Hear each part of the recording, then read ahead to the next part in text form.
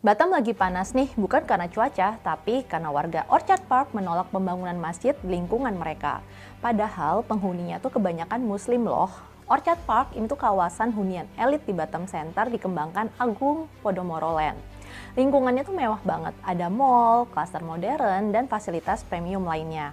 Nah, di dalamnya tuh rencananya tuh bakal dibangun masjid permanen di lahan fasos alias fasilitas sosial. Tapi rencana ini tuh justru bikin sebagian warga tuh protes habis-habisan. Kok bisa? Bukannya masjid tuh malah mempermudah ibadah warga muslim di sana. Ternyata masalahnya bukan di masjidnya, tapi di prosesnya yang dianggap tidak transparan. Warga tuh merasa nggak pernah diajak musyawarah sejak awal. Mereka tuh heran, lokasi, desain, dan teknis pembangunannya tuh ditentukan sepihak sama pengembang. Padahal rumah ibadah itu sensitif banget, harusnya disepakati bareng supaya adem di hati. Kalau tiba-tiba dipaksakan, warga tuh takut memicu gesekan antara penghuni di masa depan. Banyak warga muslim Orchard Park yang selama ini tuh beribadah di lokasi sementara, kayak di basement mall atau tempat lainnya. Ya, karena memang masjid permanen tuh belum ada di lingkungan mereka. Tapi perlu diingat, Orchard Park ini juga dihuni oleh warga lintas agama.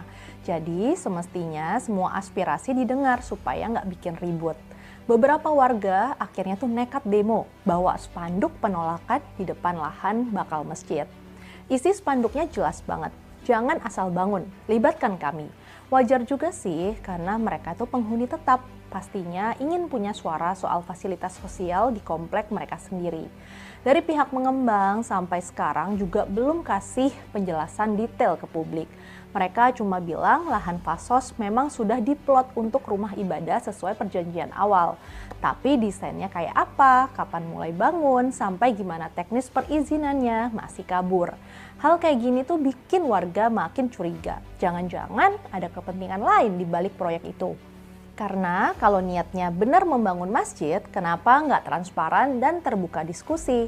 Rumah ibadah itu bukan sekedar bangunan, tapi juga simbol kerukunan di lingkungan perumahan.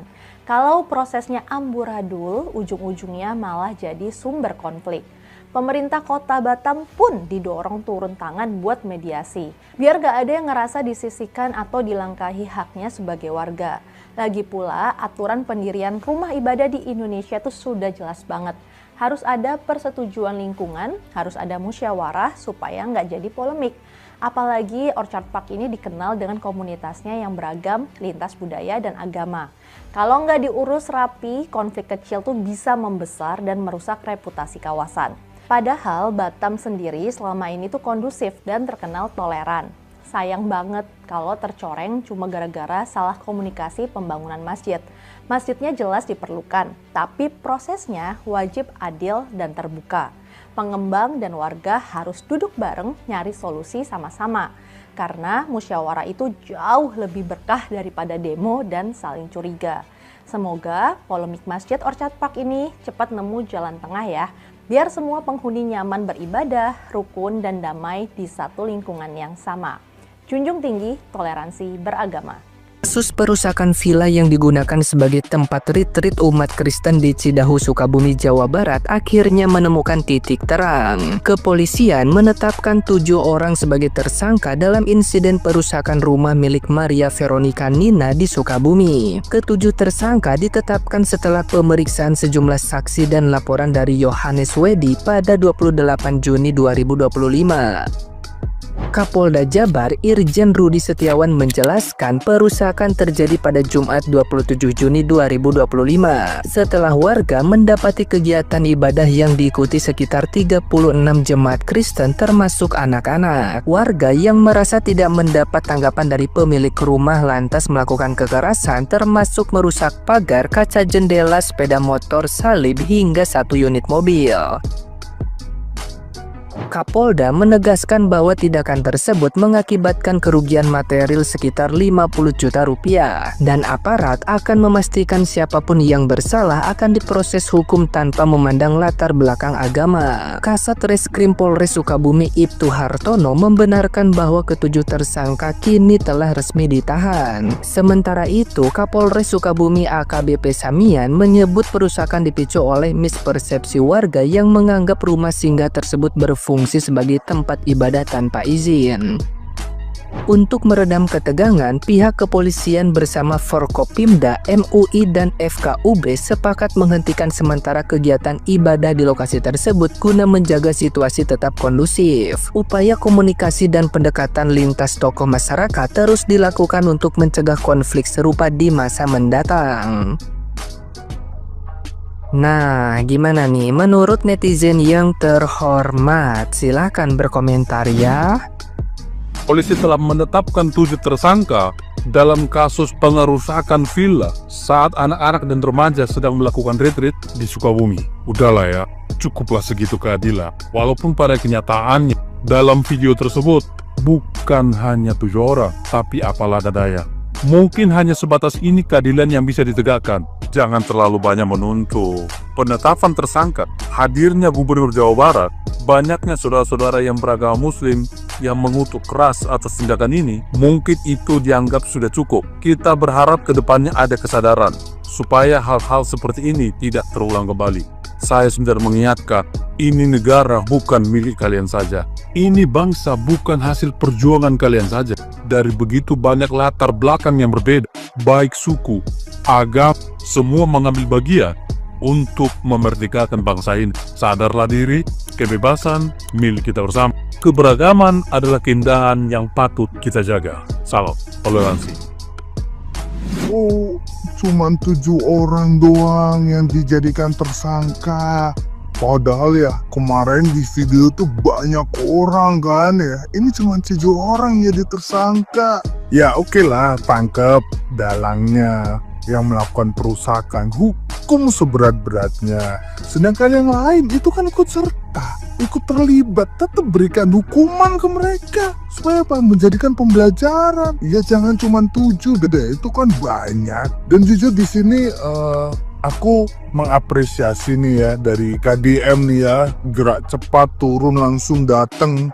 Tapi di sini jujur menurut pandangan saya KDM nggak seperti seorang KDM yang tegas, yang ini kayak agak loyo, agak ya nggak kayak biasanya gitu kan. Jangankan KDM, polisi pun ya kurang menunjukkan powernya. Padahal masalah ini masalah yang sangat-sangat berbahaya. Karena apa? Yang pertama tentang intoleransi. Ini sangat berbahaya karena bisa memecah belah bangsa Indonesia. Lalu yang kedua, ini masalah psikologis anak-anak yang mau bertumbuh. Anak-anak penerus bangsa ini yang menjadi trauma, ketakutan mereka. Lalu yang ketiga, ya, ini masalah perusakan, ini udah kriminal semuanya kan. Masuk rumah orang tanpa izin, ngerusak semua. Ini harus dihukum seberat-beratnya sih. Tolonglah pemerintah, kepolisian, dan lain-lain tegas dengan kasus-kasus kayak gini. Karena apa? Ya, Indonesia ini milik kita bersama. Pancasila bukan milik satu agama saja, bukan satu golongan saja. Ya, salam NKRI harga mati. Satu agama saja, bukan satu golongan saja. Ya, salam NKRI harga mati.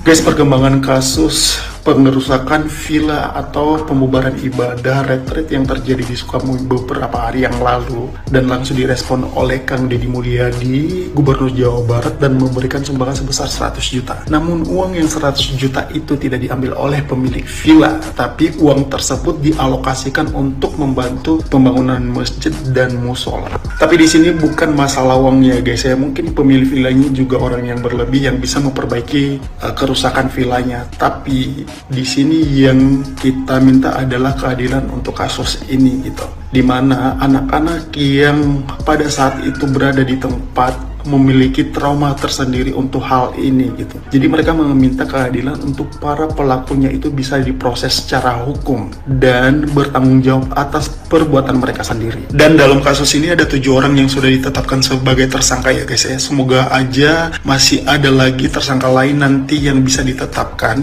Dan Kalau bisa masalah ini diproses seadil-adilnya ya, biar nanti ke depan itu nggak terjadi hal yang sama lagi. Jujur ya guys, untuk kasus ini pasti banyak banget orang yang sakit hati dengan kejadian ini. Karena kenapa Indonesia ini dihuni oleh beberapa agama yang disahkan secara hukum, tapi masih ada aja oknum-oknum yang selalu mengusik ibadah dan keyakinan orang lain. Tahu gue kenapa kasus intoleran itu masih terus terjadi sampai sekarang ya? Karena penegakan hukumnya itu lemah payah. Klarifikasi juga bikin geleng-geleng banget ya, lihat deh. Masa menuntut biar tidak dilanjutkan ke proses hukum gitu loh.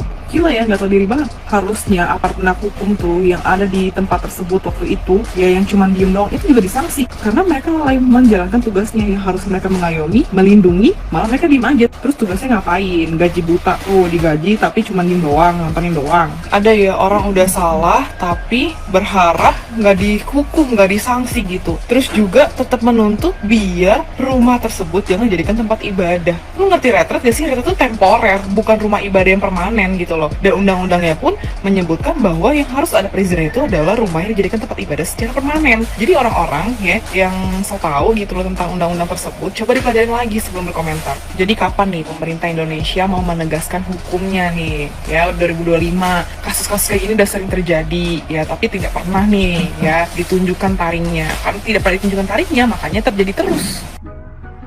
Beruntuk netizen, kita sudah disuguhkan banyak sekali berita-berita yang war. Gereja dibongkar, anak remaja lagi retret, digrebek, gokil, respect. Aku merasa sangat secure sebagai orang Kristen.